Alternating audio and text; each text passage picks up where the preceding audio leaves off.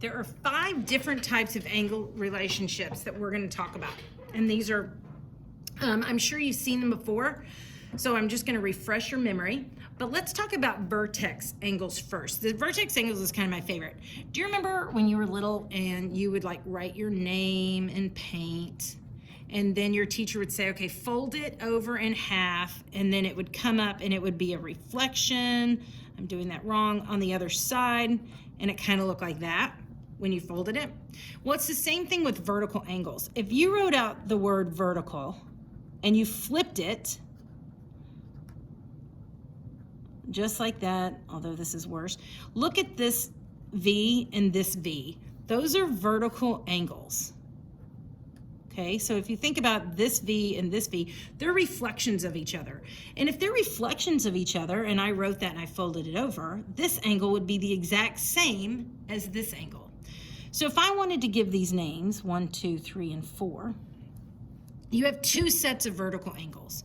So what I can say is that angle 1 is congruent to angle 3. They're vertical, they go this way. And angle 2 is congruent to angle 4 because those are congruent to each other. So that's vertical angles. Adjacent angle, remember adjacent, what does that word mean? It means near or next to. So 2 angles that are next to each other and they share a common side. So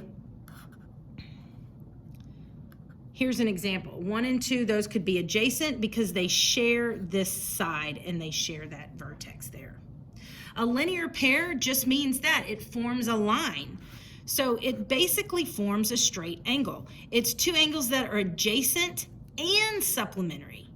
So they have to share a common ray in order for them to be a linear pair. Pair, it takes 2 and it forms a straight line. So that's a linear pair. And I can say that angle 1 plus angle 2, actually the measure of angle 1 plus the measure of angle 2 equals 180 degrees. That's what I can say when I have a linear pair. Complementary angles, it's 2 angles whose sum is 90. Now, a lot of people think complementary angles have to be adjacent, but they don't, because if this is angle 1 and this is angle 2, and they still add up to 90, those are still complementary.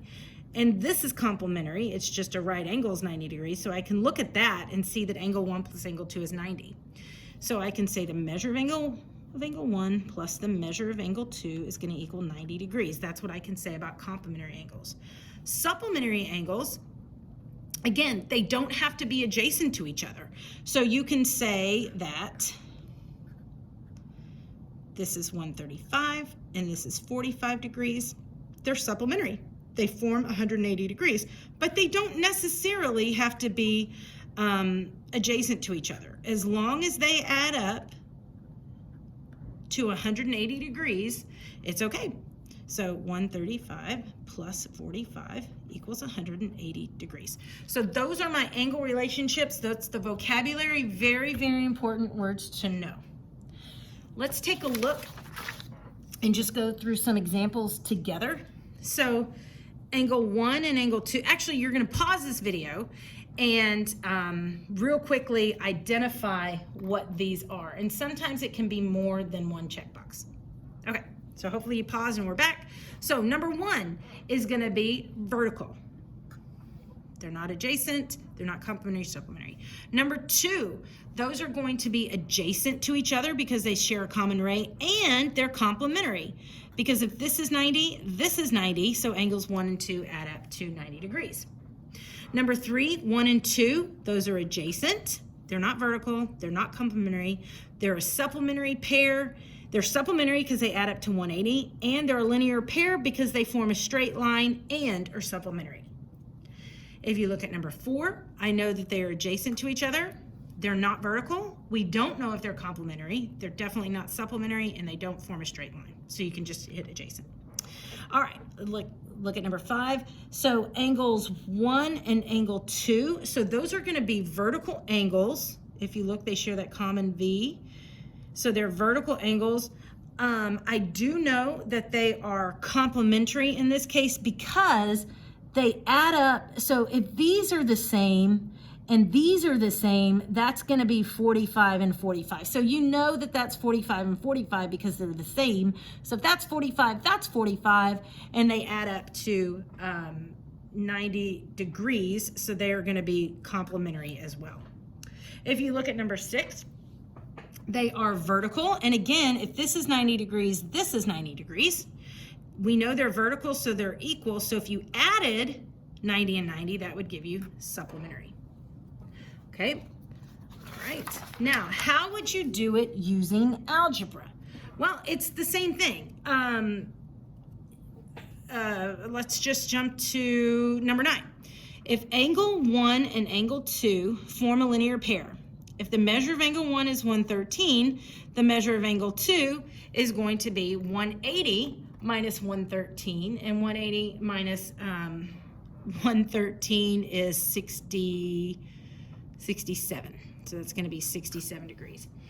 So these you can kind of just look at. If I jump down to, like, let's say number 11, and I know that AB is perpendicular to CD, so I know that's 90 degrees. I know that DCE is 7x plus 2, and I know that ECB is x plus 8, and I want to find the measure of DCE. So in this case, I know that they are complementary, so they're going to add up to 90. So I know that 7x plus 2 plus x plus 8 is all equal to 90 degrees. I simplify 8x plus 10 equals 90. Subtract 10 on both sides. I get 8x equals 80. X then equals 10, but that's not the question that it's asking. It's asking me to find DCE. So I've got to plug in 10 for 7x plus 2 to get 70 plus 2, and I get it 72 degrees. So that's how I would look at that. So on these, you just have to know, well, you have to know angle relationships and how to use them in algebra. So if you flip over to this page, I know I'm not going over a lot of these with you, but we can if you're struggling. Let's just go over number, how much time do I have? 7 minutes? Okay. So let's go over number 16, and then we'll go over number 19. So angle 1 and angle 2 form a linear pair. Okay, 1 and 2. The measure of angle 2 is 6 more than twice the measure of angle 1. Well, I don't know the measure of angle 1, so I'm going to call it x. So now I'm going to go back and reread, and it says that measure of angle 2 is 6 more than twice the measure. So 6 more than twice the measure is 2x plus 6. And I know that it's a linear pair, so I know if I add x plus 2x plus 6, it's going to equal 180 degrees. So I simplify, 3x plus 6 equals 180.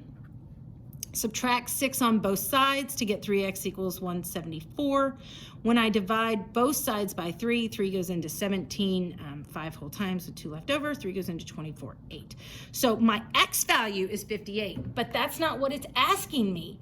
It's asking me the value of angle 2. So I have to plug in 58 for x. So I get 2 times 58 plus 6. And when I multiply that, I get 2 times 58 is 116. 116 plus 6 is 122 degrees. So measure of angle 2 equals 122 degrees.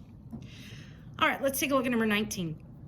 It says MO bisects PMN, so it's cutting these angles in half. So PM, well, I'm going to put those tick marks there. PMN, the whole measure is 74. Okay, so I know that this is going to be 37, and this is 37 because it's an angle bisector. And I know that OMN is 2x plus 7, this angle. So it says find the value of x. Well, I already kind of did it because I know that OMN is 37, and that's the algebraic value. So OMN I already found was 37. And now I'm going to plug this down because of equality, and now I just solve for x. So I subtract 7 on both sides here. 30 equals 2x.